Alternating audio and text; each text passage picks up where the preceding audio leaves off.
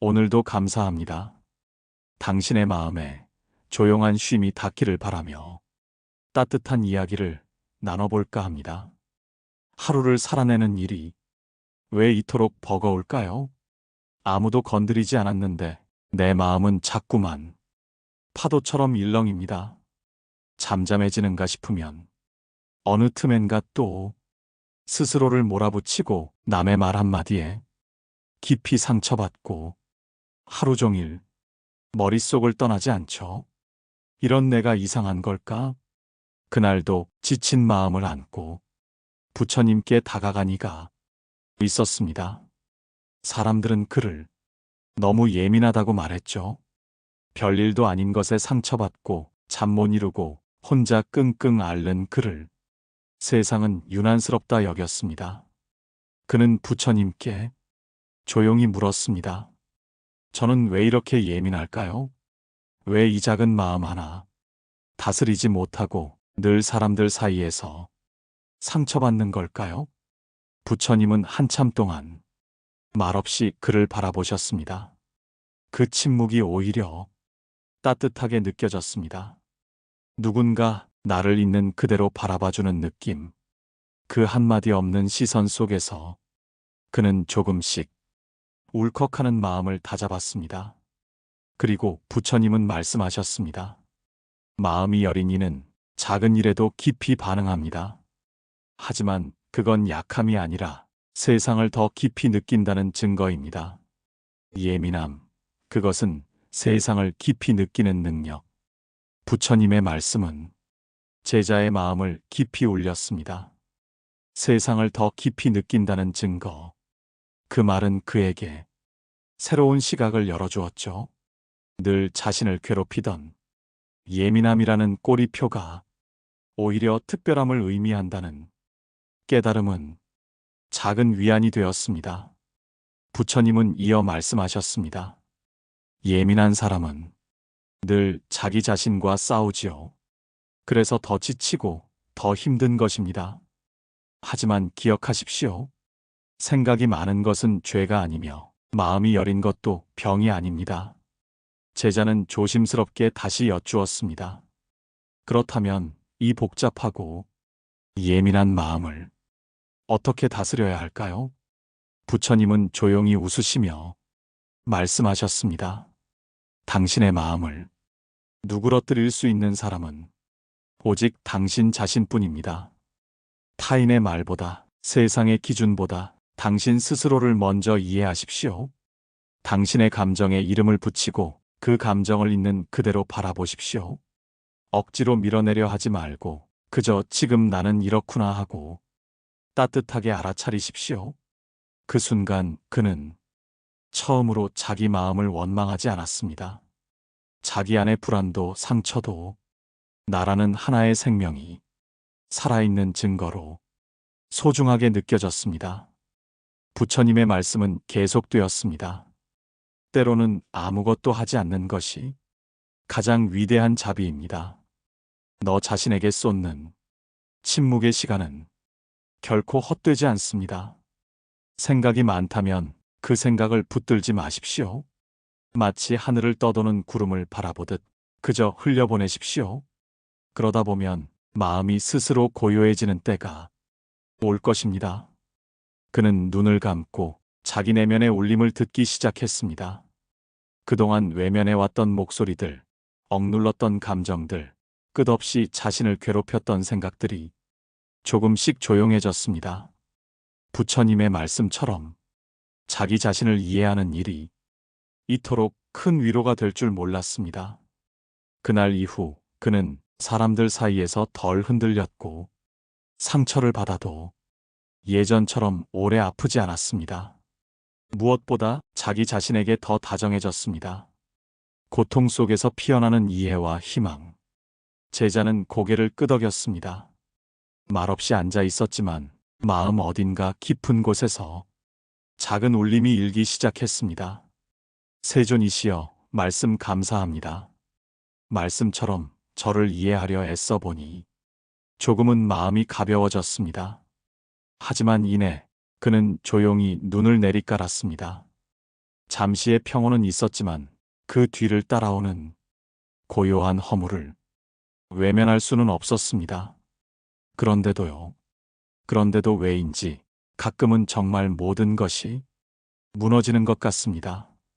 어떤 날은 아무 일도 없었는데도 버거운 마음이 들고 어떤 날은 그냥 숨 쉬는 것조차 힘이 듭니다.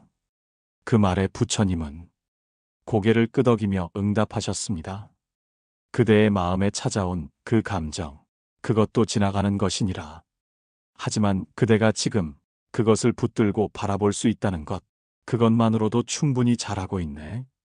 제자는 망설이다가 조심스레 입을 열었습니다. 세존이시여, 사실 그럴 때면 이런 생각도 듭니다. 왜 나만 이렇게 힘들까? 왜 사는 게 나에게만 이렇게 가혹할까? 그런 생각들이 하루에도 수십 번씩 스쳐갑니다. 삶이 정말 저 혼자만 감당하고 있는 것처럼 느껴집니다. 그리고 어느 순간엔 사는 것이 싫어지기까지 합니다. 마음이 잠잠해지는 때도 있었습니다. 말씀처럼 구름이 흘러가듯 생각을 보내보기도 했고, 때로는 차 한 잔을 마시며 그저 나 자신을 바라보는 시간도 가졌습니다. 그는 천천히 고개를 숙였습니다. 하지만 그 고요함도 오래가지 않았습니다. 다시 반복되는 일상, 쌓여만 가는 외로움, 늘어나는 나이, 줄어드는 기회, 그리고 누구도 들어주지 않는 내 속마음. 숨을 고르던 제자가 이내 떨리는 음성으로 말했습니다. 세존이시여, 때로는 삶이 저에게만 잔인한 것처럼 느껴집니다. 사람들은 아무렇지도 않게 살아가는 것 같은데 왜 저는 이렇게까지 힘들까요? 왜 저만 이런 시련을 겪어야 하나요? 부처님은 한동안 아무 말씀도 없으셨습니다. 그 침묵은 꾸짖음도 동정도 아닌 마치 깊은 강처럼 제자의 말을 모두 품어주는 고요함이었습니다. 한참 뒤 부처님이 조용히 입을 여셨습니다. 그대여, 모든 생명은 각자의 무게를 짊어지고 살아가네. 겉으론 평온해 보여도 남모를 고통을 안고 잠드는 이가 참으로 많지. 삶은 누구에게나 가혹할 때가 있고 그 시련은 비교할 수 없는 고유한 고통이네. 삶의 무게를 짊어진 모든 이에게 제자는 떨리는 손으로 눈가를 훔쳤습니다.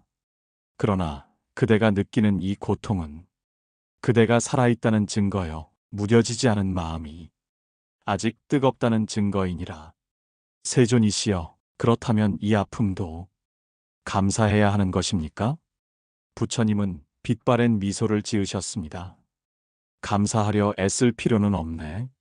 다만 이 아픔이 그대를 더 넓은 이해로 이끌어줄지도 모른다는 것을 잊지 말게나. 그 말에 제자는 눈을 감았습니다. 언젠가 참을 수 없이 힘든 날, 그는 밤늦게까지 혼자 울었던 기억을 떠올렸습니다. 그날 누구에게도 연락하지 않았습니다. 단 한 사람도 자신을 떠올리지 않을 것 같은 막막한 절망이 마음을 짓눌렀습니다. 세존이시여, 그럴 때면 정말 사는 게 싫어집니다. 살고 싶지 않다는 생각이 자꾸 들고 그 누구도 나를 진심으로 이해하지 않을 것 같고 말을 잇지 못하고 그는 숨을 삼켰습니다. 왜 살아야 하나요? 왜 이렇게 살아야 하는지 모르겠습니다. 부처님은 고요히 제자의 등을 바라보았습니다. 그 등엔 오랜 시간 혼자 짊어져 온 슬픔과 후회의 흔적이 고스란히 담겨 있었습니다. 그대여, 그 마음 충분히 이해하네. 살고 싶지 않다는 그 말도, 삶이 무의미하게 느껴지는 그 허무도 결코 잘못된 마음이 아니네. 마음이 너무 아프면 삶의 모든 빛이 어두워 보이는 법이지. 심지어 새소리조차, 햇살조차 나를 비켜가는 것처럼 느껴질 수도 있네. 제자는 한 줄기 눈물을 흘렸습니다. 그토록 말하고 싶었지만 차마 꺼낼 수 없었던 속마음을 이제야 말한 것 같았습니다. 부처님은 나직이 말을 이었습니다. 그러나 그대여, 이 마음조차 그대 안에서 일어난 것이니 그대의 일부요, 그대를 위한 또 하나의 진실이네. 살아간다는 것은 그저 숨 쉬는 것이 아니라 끊임없이 자신을 이해하는 과정이네. 무너지는 마음을 다시 일으켜 세우는 것, 그것이 곧 살아있음이네. 힘겨운 이 길목에서도 그대는 혼자가 아니네. 부디 자신을 더 다정하게 대해주게. 삶이 그대를 버린 것이 아니라 그대가 너무 오랫동안 자신을 외면했을 뿐이니라. 자신을 사랑하는 첫걸음.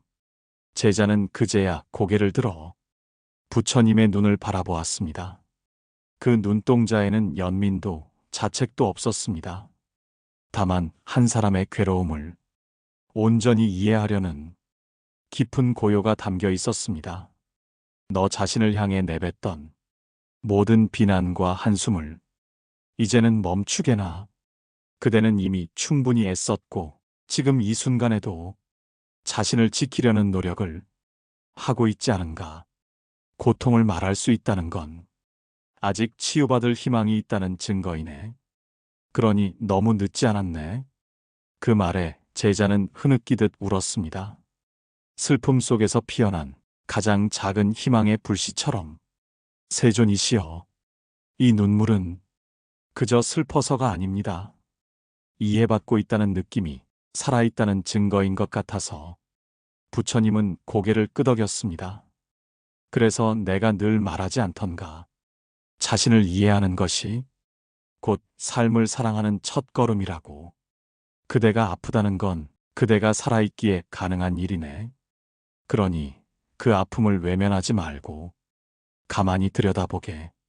그 안엔 그대를 다시 일으켜줄 연민과 지혜가 숨어 있느니라. 제자는 부처님의 말씀을 가만히 되새겼습니다. 고통을 말할 수 있다는 건 아직 치유받을 희망이 있다는 증거입니다. 그 한마디가 가슴 깊이 스며들었습니다. 마치 오랜 시간 짓눌렸던 무게가 조금은 가벼워진 듯한 느낌이 들었습니다. 한참을 침묵하던 제자가 다시 고개를 들었습니다. 세존이시여, 살면서 너무 많은 걸 견뎌야 했습니다. 말하지 못한 슬픔, 지나간 후회, 떠나간 사람들, 그리고 끝없이 반복되는 무기력함. 그것들이 저를 점점 무너뜨리는 것 같았습니다. 부처님은 나뭇가지 위에 앉은 한 마리 새를 바라보며 말씀하셨습니다. 살아있다는 것은 늘 상처를 품고 걷는 길이기도 하지. 그러나 그 상처가 그대를 완전히 무너뜨릴 수는 없네. 왜냐하면 그대는 아직도 이 길 위에 서 있으니. 그대를 아프게 한 시간들도 언젠가는 그대의 연민이 되어 다른 누군가를 이해하는 눈이 되어줄 것이네. 고독과 함께하는 지혜로운 여정. 제자는 눈을 감고 숨을 고르며 물었습니다. 그렇다면 세존이시여, 앞으로도 이런 외로움과 공허함이 끝없이 반복된다면 그때도 저는 살아야 하는 걸까요? 부처님은 조용히 고개를 끄덕였습니다. 그대여, 삶이 완벽해야만 살아갈 이유가 되는 것은 아니네. 때로는 이유 없이 울고 이유 없이 웃고 그 하루를 견디는 것만으로도 존재는 충분한 의미가 되기도 하지. 지금 그대가 느끼는 모든 감정, 그 외로움도 허무도 모두 그대가 사람으로 태어났기에 겪을 수 있는 귀한 체험이네. 제자는 눈을 떴습니다. 바람이 나뭇잎 사이를 스치듯 작은 소리로 부처님께 되물었습니다. 그럼에도 무의미하게 느껴질 때는 어떻게 해야 하나요? 모든 것이 허무하고 어떤 말도 위로가 되지 않을 때는. 부처님은 이내 천천히 입을 여셨습니다. 그럴 땐 말일세, 그 어떤 말도 스스로를 구하지 못하네. 그때는 다만 조용히 자신에게 머물러야 하네. 차 한 잔을 따르듯 자신의 마음을 따뜻하게 어루만지고 흐르는 눈물을 허락해주게. 억지로 멈추려 하지 말고 그저 흘러가도록 하게. 눈물이 흐르는 동안 그대는 이미 치유를 시작하고 있는 것이니라. 제자는 목이 메어 말을 잇지 못했습니다. 그의 가슴 속에는 아무도 몰랐던 절망이 있었고 그 절망 끝에는 늘 침묵뿐이었습니다. 하지만 지금은 그 침묵조차 이해받고 있다는 안도감 속에 따뜻하게 녹아내리고 있었습니다. 부처님은 마지막으로 부드럽게 말씀하셨습니다. 살아있는 모든 존재는 언젠가 길을 잃을 때가 있네. 그러나 그대여, 길을 잃는다는 것은 곧 새로운 길을 찾기 위한 전조이기도 하니라. 공허함 속에서 피어나는 삶의 의미. 그대여, 그대가 느끼는 공허함은 비단 그대만의 것이 아니네. 많은 이들이 삶의 의미를 찾아 헤매며 공허함과 싸우지. 그러나 그 공허함은 역설적으로 삶의 진정한 의미를 찾아 나서는 여정의 시작이 될 수 있네. 텅 비어 있는 듯한 공간이야말로 새로운 것을 채울 수 있는 기회가 아니겠는가? 세상에 정해진 답은 없네. 삶의 의미는 누구도 대신 찾아줄 수 없으며 오직 그대 스스로가 만들어 가야 하는 것이지. 오늘 하루를 살아내며 느끼는 작은 기쁨, 누군가에게 건네는 따뜻한 미소, 자신을 위한 작은 배려, 이 모든 것이 모여 그대만의 의미 있는 삶을 이루는 벽돌이 될 것이네. 제자는 생각에 잠겼습니다.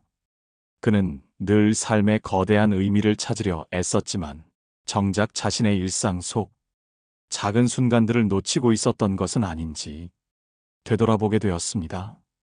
또한 기억하게나 부처님은 말을 이었습니다. 세상은 늘 변하고 모든 것은 영원하지 않네. 외로움도 고통도 심지어 행복조차도 끊임없이 변화하며 흘러가지. 이 무상함을 이해하면 집착을 내려놓고 감정의 파도에 덜 흔들릴 수 있을 것이네. 모든 것이 지나간다는 것을 알면 지금의 고통 또한 영원하지 않다는 것을 깨닫게 될 것이고 그것이 곧 작은 위안이 될 수 있을 것이네. 제자는 눈을 감고 부처님의 말씀을 되새겼습니다. 모든 것이 변한다는 진리는 때로는 두렵게 느껴지기도 했지만 지금 이 순간의 고통 또한 영원하지 않다는 깨달음은 묘한 안도감을 주었습니다. 내려놓음의 지혜, 그리고 스스로에게 주는 자비, 복잡하고 예민한 마음을 다스리는 데 있어 또 하나의 지혜는 바로 내려놓음에 있네. 부처님은 조용히 말씀하셨습니다. 우리는 너무 많은 것을 붙들고 살아가려 애쓰지. 과거의 후회, 미래에 대한 불안, 타인의 시선, 심지어 자신에 대한 기대까지도 이 모든 짐을 홀로 짊어지려 하니 어찌 버겁지 않겠는가? 때로는 그저 흘려보내는 연습이 필요하네. 강물에 나뭇잎을 띄워보내듯 떠오르는 생각과 감정들을 붙잡지 말고 그저 흘러가게 두게나. 억지로 통제하려 들면 들수록 마음은 더욱 격렬하게 저항할 뿐이니 놓아버리는 순간 비로소 자유로워지는 것을 경험하게 될 것이네. 제자는 고개를 숙였습니다. 그는 늘 완벽해야 한다는 강박, 모든 것을 통제해야 한다는 생각에 시달렸습니다. 부처님의 말씀은 그 짐을 잠시 내려놓아도 괜찮다는 따뜻한 허락처럼 들렸습니다. 그리고 가장 중요한 것은 그대 자신에게 자비로운 마음을 갖는 것이네. 부처님은 온화하게 덧붙였습니다. 스스로를 탓하고 비난하는 대신 마치 가장 아끼는 친구를 대하듯 너 자신을 보살피게나. 힘든 날에는 충분히 쉬어가고 기쁜 날에는 그 기쁨을 온전히 누리게. 불완전한 자신마저도 사랑하고 포용하는 것이 진정한 자기 연민의 시작이니 삶은 그대가 생각하는 것보다 훨씬 더 유연하고 그대는 생각하는 것보다 훨씬 더 강인하네. 때로는 주저앉아 울어도 괜찮고 넘어져도 다시 일어날 수 있는 힘이 그대 안에 있음을 믿게나. 그대의 아픔과 고통이 그대를 무너뜨리는 것이 아니라 오히려 성장하고 깊어지는 자양분이 될 수 있음을 잊지 말게나. 삶의 작은 빛을 찾아 나서는 용기. 제자는 깊은 숨을 내쉬었습니다. 부처님의 말씀은 메마른 땅에 내리는 단비처럼 그의 마음을 적셨습니다. 그는 다시 고개를 들어 부처님을 바라보았습니다. 이제 그의 눈에는 절망 대신 옅은 희망의 빛이 스며 있었습니다. 세존이시여, 오늘 이 자리에서 저는 제 삶의 또 다른 의미를 찾은 것 같습니다. 이 모든 아픔과 고통이 저를 더 깊이 이해하고 더 넓은 마음을 갖게 하는 과정이라는 것을 이제는 조금이나마 알겠습니다. 부처님은 말없이 고개를 끄덕였습니다. 그의 얼굴에는 잔잔한 미소가 번졌습니다. 앞으로도 힘든 날은 오겠지요. 제자가 다시 조심스럽게 입을 열었습니다. 하지만 이제는 혼자 끙끙 앓기보다는 이 아픔 또한 저의 일부임을 받아들이고 스스로에게 더 따뜻하게 대하는 법을 배우려 합니다. 그리고 이 아픔 속에서 저만의 삶의 작은 빛들을 찾아 나설 용기를 내겠습니다. 부처님은 그의 말에 응답하듯 조용히 손을 들어 제자의 어깨를 부드럽게 두드렸습니다. 그 손길은 따뜻했고 그의 마음을 깊이 위로했습니다. 그대여, 그대의 깨달음이 바로 그대의 길을 밝혀줄 등불이 될 것이네. 자기 이해와 자기 연민, 그리고 내려놓음의 지혜를 가슴에 품고 나아간다면 그 어떤 시련도 그대를 완전히 꺾을 수는 없을 것이네. 삶은 언제나 그대에게 새로운 배움을 선물할 것이며 그대는 그 모든 과정을 통해 더욱 단단하고 지혜로운 존재로 거듭날 것이네. 그러니 두려워 말고 용기를 내어 그대만의 길을 걸어가게나. 제자는 부처님께 깊이 합장하고 일어섰습니다. 그의 발걸음은 더 이상 무겁지 않았습니다. 마음 한편에는 여전히 삶의 무게가 있었지만 이제는 그 무게를 혼자 짊어지는 것이 아니라 이해와 연민으로 감싸 안을 수 있다는 희망이 샘솟았습니다. 그는 조용히 발걸음을 옮겨 부처님 곁을 떠났습니다. 그의 얼굴에는 비로소 잔잔한 미소가 번졌습니다. 삶이 완벽하지 않아도 괜찮다는 것을, 아픔 속에서도 아름다움을 찾을 수 있다는 것을, 그리고 무엇보다 자기 자신을 사랑하는 것이 모든 치유의 시작이라는 것을 깨달은 그의 삶은 이제 새로운 여정을 시작하고 있었습니다. 이 글은 당신에게 건네는 따뜻한 위로이자 부처님의 지혜입니다. 오늘의 이야기가 당신께 작은 쉼이 되었다면 좋아요와 구독으로 마음을 나눠주세요. 좋은 일이 눈사태처럼 일어나는 하루 되세요. 마음 쉼톡이었습니다. 감사합니다.